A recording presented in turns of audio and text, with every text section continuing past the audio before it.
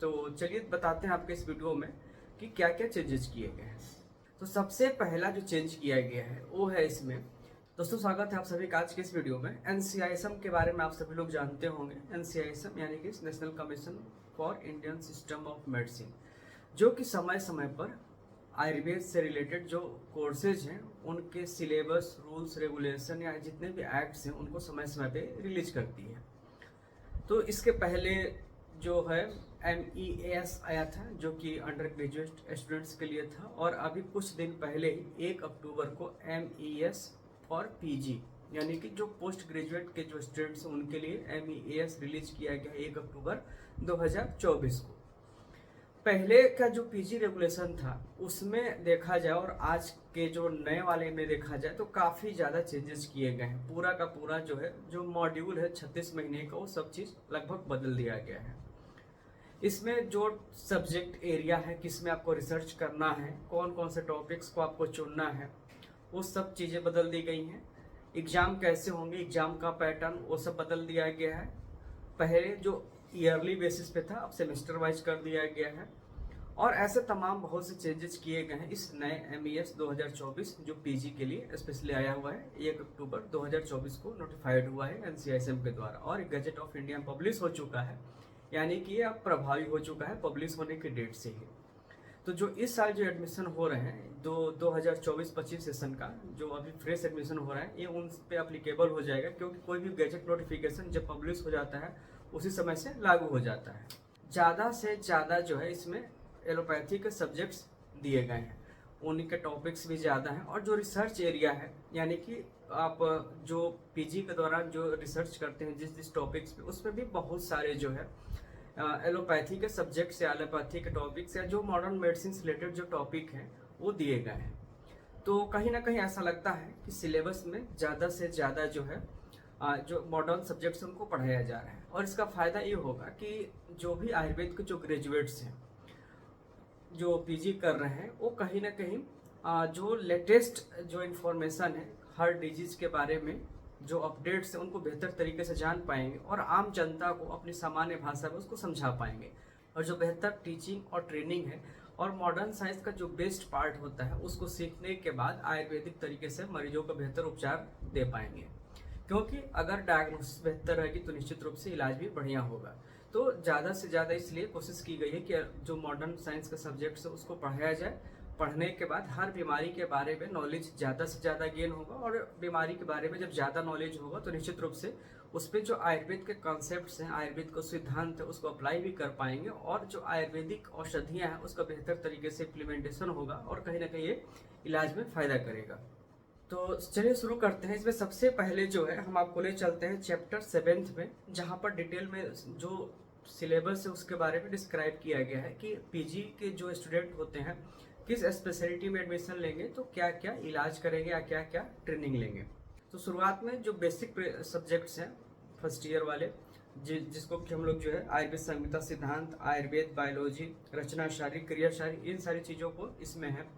इनकी पूरी की पूरी लगभग जितने मॉडर्न कोरिलेट्स होते हैं वो सबके सब सिलेबस में दिए गए हैं। हम स्पेशली चूंकि ट्रीटमेंट की बात कर रहे हैं तो हम सबसे पहले आपको ले चलते हैं जो इसका क्लिनिकल पार्ट है, उसमें बताते हैं क्या क्या चेंजेस किए गए हैं। तो सबसे पहले हम बात करते हैं काय चिकित्सा की।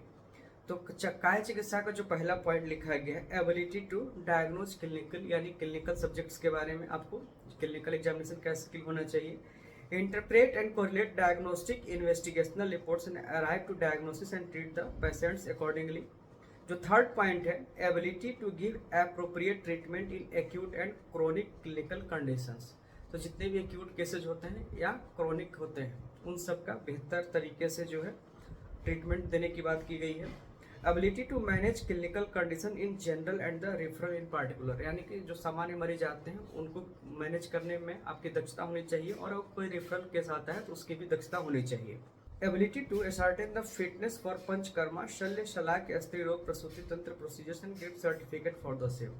तो जो मेडिकल फिटनेस सर्टिफिकेट की बात की गई है कि इन जो सब्जेक्ट्स में है डिपार्टमेंट में रिफर करने के लिए जो है आपको आप कर सकते हैं refer. Ability to advise appropriate investigation, biochemical, microbiological, imaging techniques, biopsy and the like for confirmation of the diagnosis for benefit of the patients.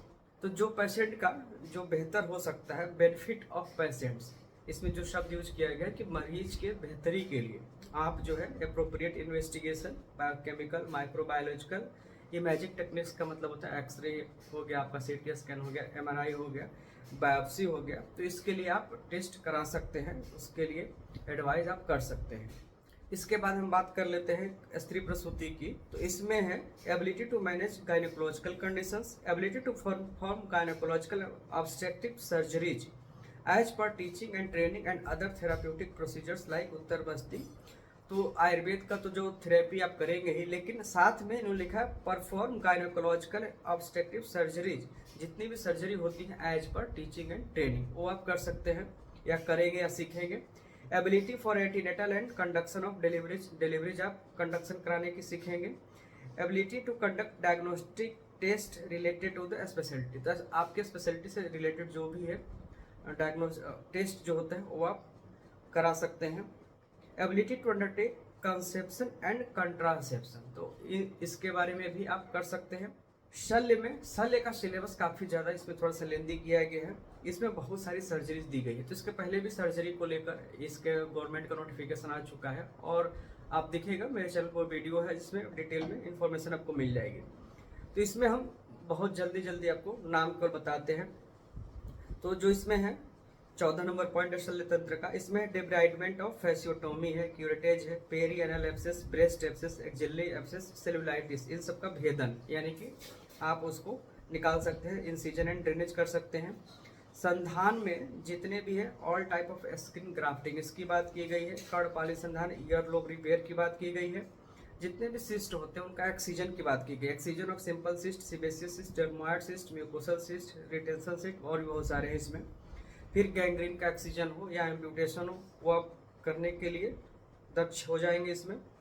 इसके बाद है ट्रामेटिक वुंड मैनेजमेंट की बात की गई है। All types of suturing, haemostatic ligatures की बात की गई है, ये सब आप सीखेंगे इसमें और करेंगे। जो संधान कर्म है ligation and repair of tendon and muscles, तो इसके रिपेयर आप कर पाएंगे इसमें। इसके अलावा है removal of metallic and metallic foreign bodies है। Close reduction, immobilisation, splints, cast, reduction of dislocation and subluxation, laparotomy and paracentesis, तो उधर रोग में जो वेसाइटिस के पेशेंट आते हैं आप उनका पैरासेंटेसिस कर पाएंगे। आर्ट्स के लिए है various methods of haemorrhoidectomy, rubber band ligation, sclerotherapy, IRC, radio frequency and laser ablation, ये सारी चीज़ें आप कर पाएंगे। इसके लिए एनल डायलिटेशन है, स्पेक्ट्रेक्टोमी, एनोप्लास्टी है, फेशियोलेक्टोमी है, एक्सीजन है, और पायरोडाइल साइनस है, वेरियस लिक्टोपैक्सीज है। फिर सिस्टोस्टोमी है, सिस्टोलिथोटोमी है, यूरेथ्रल डायलिटेशन है, और फाइमोसिस है, पैराफाइमोसिस, सर्कमसीजन है। कंजेनाइटल और इंग्विनल और अम्बलाइकल और एपिगैस्ट्रिक, जितने भी हर्निया है उनकी हर्नियोग्राफी, हर्नियोटोमी या हर्नियोप्लास्टी आप कर सकते हैं। हाइड्रोसिल का इवर्जन ऑफ सैक कर सकते हैं। वेरिकोसिल में, वेरिकोज वेन में स्ट्रिपिंग सर्जरी कर सकते हैं। जितने भी ट्यूमर्स हैं उनका एक्सीजन कर सकते हैं। एक्सप्लोरेटरी लेप्रोटोमी है, पाइलोरोमायोटोमी है, और भी बहुत सारी चीज़ें हैं इसमें। जितने रिसेक्शन एनास्टोमोसिस इन इमरजेंसी है, सिग्माइडोस्कोपिक बायोप्सी है, पॉलीपेक्टोमी है, अपेंडिसेक्टोमी है, पेंडिकुलर एब्सेस है, पॉलीसिस्टेक्टोमी, तो लगभग जितनी सारी सर्जरी जहाँ लेडीज़ पर डिस्कशन कई बार हो चुका है, तो सबके सब इसमें आपको टीचिंग एंड ट्रेनिंग कराई जाएगी और इसके बाद आप इसको कर सकते हैं। ऐसे ही शलाके क्या वही है, शलाके पे भी वीडियो ऑलरेडी बना चुके हैं, इसमें भी लगभग सारी चीज़ें दी गई हैं। जितने भी diagnose and manage clinical condition related to eye, आँख से संबंधित जितने भी क्लिनिकल कंडीशंस हैं उनको डायग्नोसिस और उनका मैनेजमेंट आप कर सकते हैं। इसके अलावा जितने भी थेराप्यूटिक प्रोसीजर्स रिलेटेड टू आई वो आप कर सकते हैं। और सर्जरी फॉर टोसिस है, एक्ट्रोपियन इंट्रोपियन की करेक्शन सर्जरी है, चैलेजियन है, बेनाइन लीव ट्यूमर की एक्सीजन है, टेरिजियम का एक्सीजन है, आयरिस प्रोलैप्स का एक्सीजन सर्जरी है, ग्लाकोमा है, ग्लाकोमा के लिए ट्रेबेकुलेक्टोमी है। इसके अलावा स्क्विंट सर्जरी है, डेक्रोसिस्टाइटिस में जो भी रिलेटेड ट्रीटमेंट है वो आप कर सकते हैं। इसके अलावा जो है इंट्रा कैप्सुलर कैटरेक्ट एक्सट्रैक्शन कर सकते हैं और एक्स्ट्रा कैप्सुलर कैटरेक्ट एक्सट्रैक्शन भी कर सकते हैं। स्मॉल इंसिजन कैटरेक्ट सर्जरी कर सकते हैं, फेको एमल्सिफिकेशन कर सकते हैं और जितने भी टाइप्स ऑफ IOL है, इंट्राओकुलर लेंस है, उन सबका इस्तेमाल जो है आप कर सकते हैं।